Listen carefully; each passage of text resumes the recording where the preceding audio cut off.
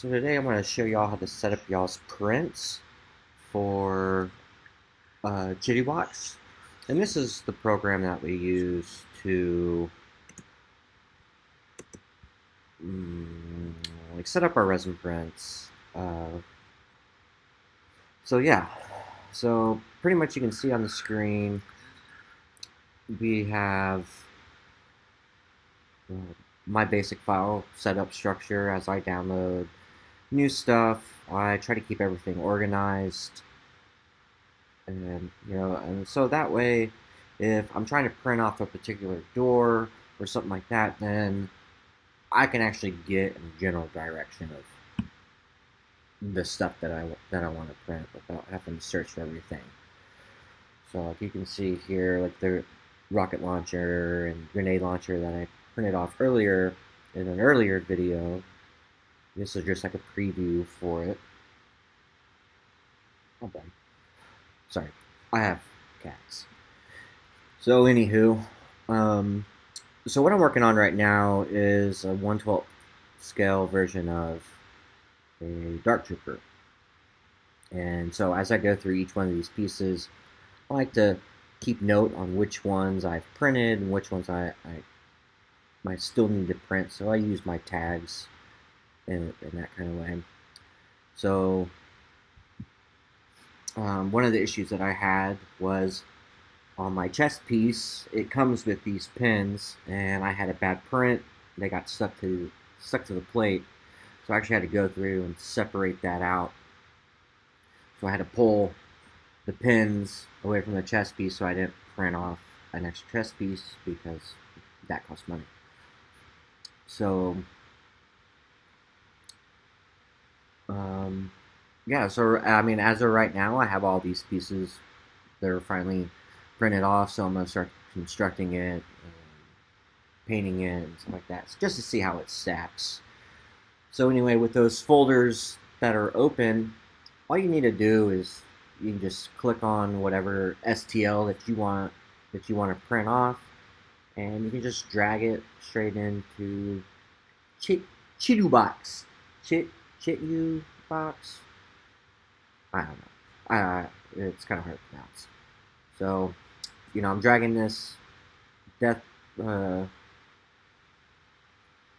Dark Trooper's helmet into my build plate. Okay, remember from the earlier videos, the build plate's really small for this resin printer, so I can see how big this piece is compared to my build plate surface. So I know, one, how it's going to look on the build plate, but two, if I can get any extra pieces on it. Now inside Chitubox, you can mess around with the scale. They have little arrows that you can drag, or you can set percentage.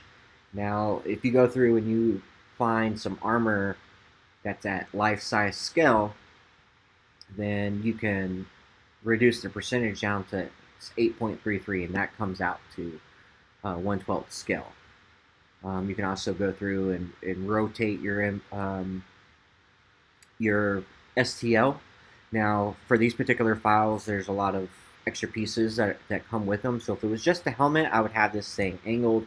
But since I have that pin, I don't want it, floating all the way up in the air. So for these particular prints, and this is probably really the only time I recommend it is, for something like this, is that you're going to print them flat.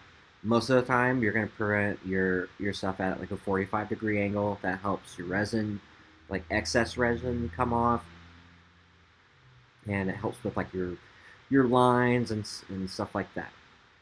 So once you have your model set, you're going to click over there, and what that's going to do, it's actually going to lift up your model from the build plate. And so now what you're doing, you're creating essentially like a raft. And so you can control how high your piece lifts up off the build plate. 5 is good. And now at this point you're going to put in supports. So in this section, it has a top, middle, bottom, and raft. So the raft is going to be the piece that is actually up on your build plate, and then the top piece is going to be the piece that's actually connected to the part itself. The middle is going to be the middle section of that um, support device, and then obviously the bottom, it's going to be the bottom. Now, with all these, you have a whole bunch of different settings. You can change the shape, the size, diameter, angle. You can go through and you can customize it as needed. So I highly suggest if you get into resin printing, and then mess around with these settings to figure out what's going to be best for your particular model. Now, before, when I printed this Dark Trooper out, I had, I guess the size was, I used the light size instead of the medium, and the pins were busting off. So I had to go back through, bring everything back into this program, reload all these build plates, and change the support settings to medium so they're a little bit beefier so that they would hold on to the actual item that I was trying to print. It worked great. So now I have all those creases printed off.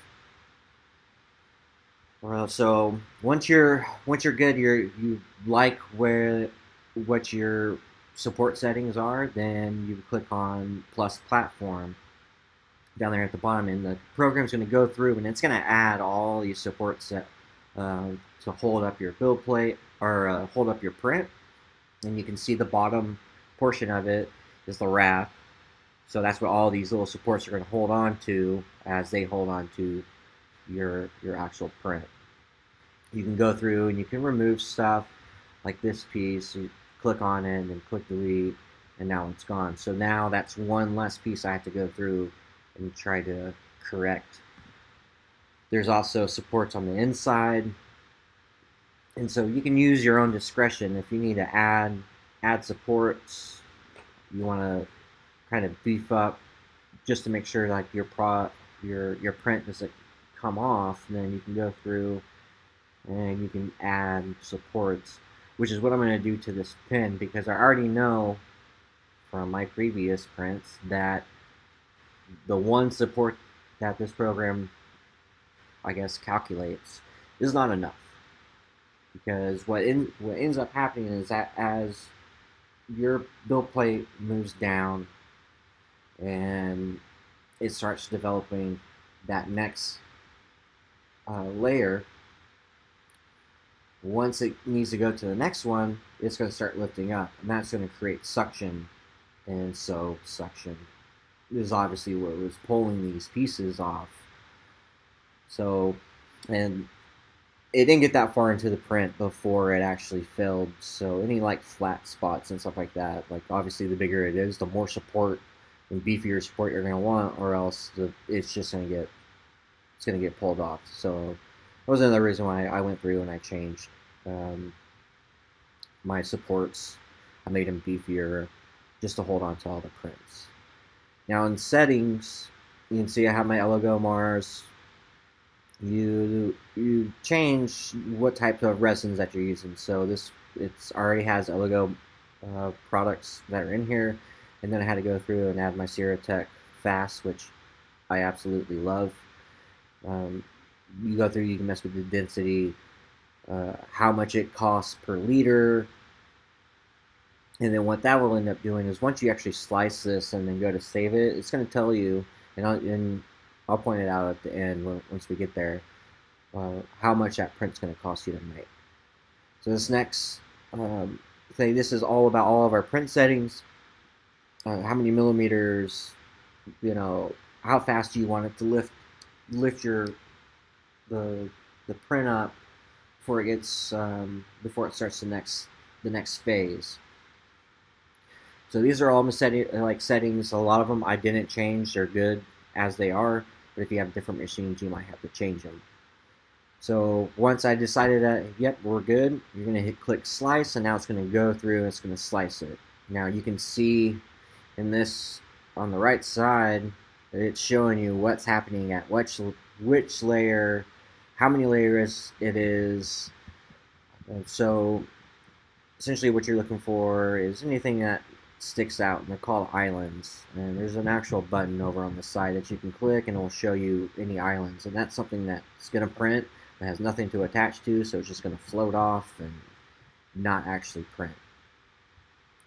Now, to the right of this, you can see it goes back over the machine, what type of resin it is, the volume, the weight of it, the price, and how long it's going to take me to print it. So I don't think my price is actually factored into it yet. I probably should do that, but for that base setting, it's telling me it would be 23 cents to print this off.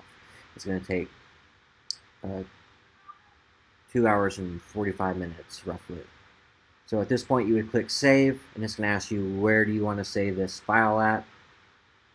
I usually just do the desktop because I have all these other prints. That's like my print queue, because I have different printers.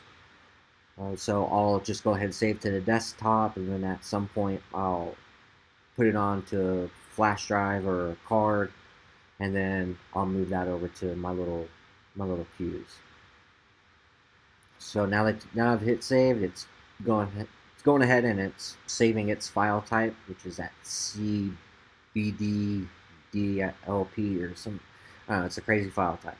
That's what the printer needs. That's what is going to be printing your actual file. So